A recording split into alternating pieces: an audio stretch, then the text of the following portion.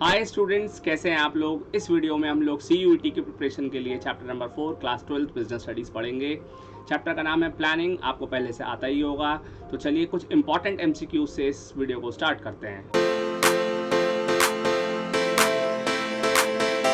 Alright, तो निकाल लीजिए एक पेन और पेपर, फटाफट मेरे साथ सॉल्व करते रहिए और लास्ट में मुझे बताइए कि आपके कितने आंसर्स ठीक हैं। First question is, in reality which of the following reason truly justifies the necessity of planning?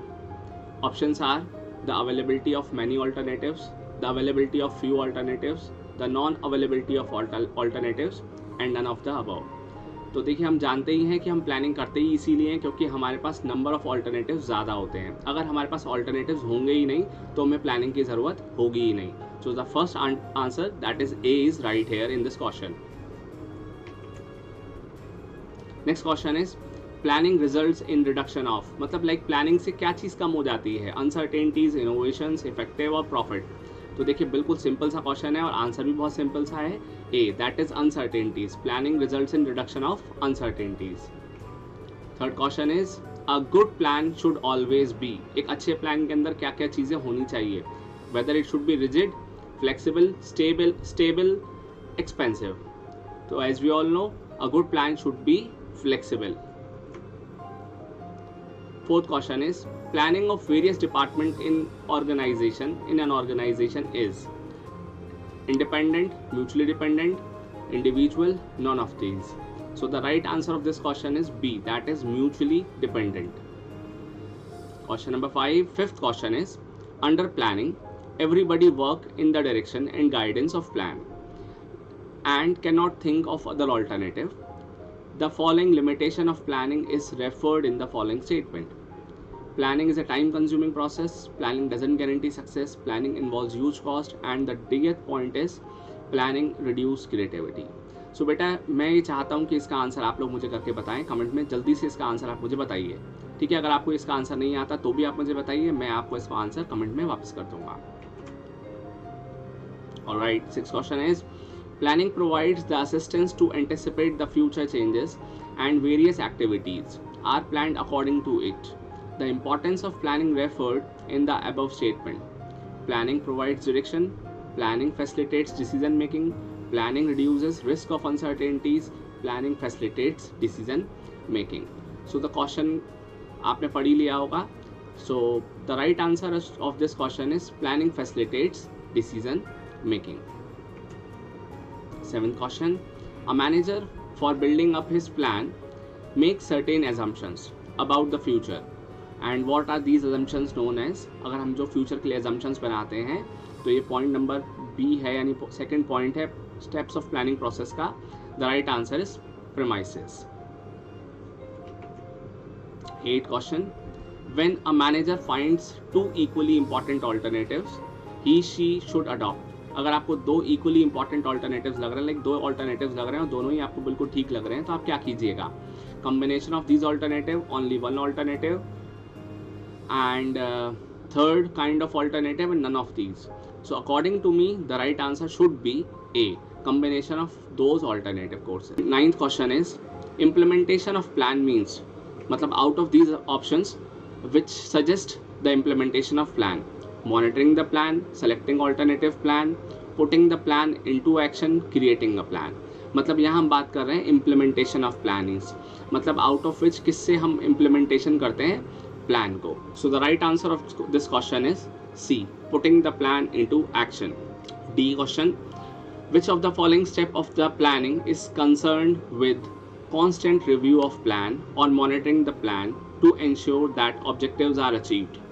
देखो, फिफ्थ क्वेश्चन का आंसर भी आपको मुझे देना था, 10th का भी आप मुझे देंगे, 15th का भी आप मुझे देंगे और 20 का आंसर भी आप मुझे देंगे, ठीक है? तो इसका आंसर आप पढ़ लीजिए और मुझे बताइए कि किसका सही आंसर क्या होना चाहिए. विच of the following step of planning process exceed implementation of plan, यानी कौन सा प्लानिंग प्रोसेस जो है इम्प्लीमेंटेशन ऑफ प्लान के बाद में आता है, ठीक है? तो हमको मालूम है प्लान को इम्प्लीमेंट करने के बाद फर्दर हम क्या करते हैं, फॉलो अप करते हैं, ये देखते हैं कि क्या प्लान सही से अचीव हो पा रहा है या नहीं, ठीक है? So the right answer is D, that is follow up action. 12th question, the budget for the actual journal meeting of a company is an example of. Options are single use plan, standing plan, neither standing nor single use plan, both A and B. So the right answer of this question is single use plan. ठीक है.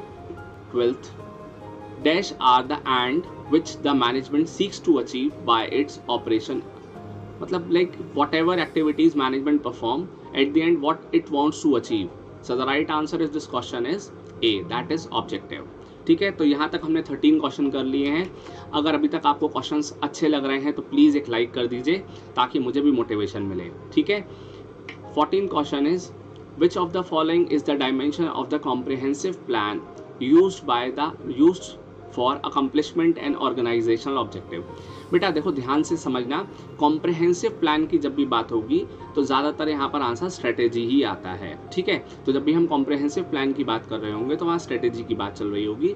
तो strategy को अगर हम सोचें तो determination of long term objective, point number 1, adapting a particular alternative, point number 2, allocating necessary resource, and all of the above. So the right answer of this question is D, all of the above. 15 question, इसका answer आप मुझे देंगे, फिर भी पढ़ लेते हैं. Which of the following is a comprehensive plan made to accomplish the objective of an organization? अभी थोड़ी देर पहले हमने इसी की बात करी थी. ठीक है. 16th, dash are the general statement that guide thinking towards a particular action. मतलब ये जनरल स्टेटमेंट होते हैं. ठीक है. तो जनरल स्टेटमेंट जब भी आते हैं टाइप्स ऑफ प्लान में तो राइट आंसर इज पॉलिसी. ठीक है. Policies are the general statement. 17th question, dash deals with the task that contains a step of procedure and specifies the way of doing it. तो अगर यहीं से आप समझें तो आपको समझ में आ रहा होगा specify the way of doing it. जब भी हम बात कर रहे हैं specify the way of doing something, so the right answer of this type of question is method.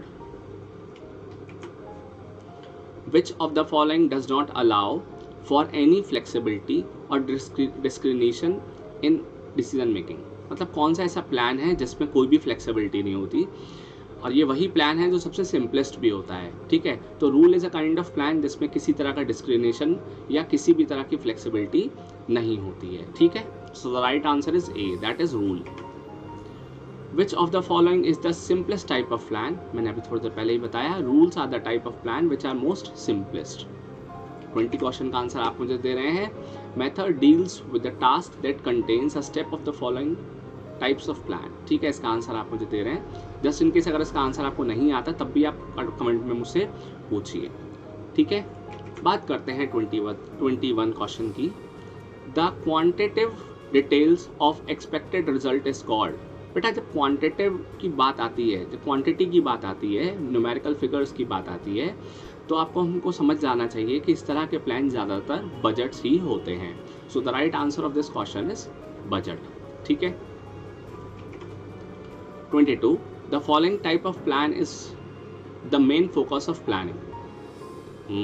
The following types of plan is the main focus of planning. यानी इनमें से कौन सा चीज़ है जिसका कंसर्न मेन प्लानिंग के लिए, मतलब जिसके थ्रू हम मेन प्लानिंग करते हैं या जिसके लिए हम मेन प्लानिंग करते हैं. Rule, method, policy, objective. आप समझ ही गए होंगे. इसका राइट आंसर है D, that is objective. Alright. Last question is which of the following is not an example of objective. इनमें से कौन सा एग्जाम्पल जो है वो ऑब्जेक्टिव का नहीं है. Raising employment by 10% annually, increase sales by 10 crores, growth in PAT, profit after tax, by 20% in the next year, और स्मोकिंग इज़ प्रोहिबिटेड. देखो स्मोकिंग इज़ प्रोहिबिटेड कोई ऑब्जेक्टिव नहीं है, ये एक रूल है. बाकी सब जो एग्जाम्पल्स हैं वो हैं ऑब्जेक्टिव के. ठीक है. तो अभी तक आपने जितने भी क्वेश्चन अटेम्प्ट करे उसमें से कितने आंसर ठीक हैं वो आप मुझे कमेंट में बताइए.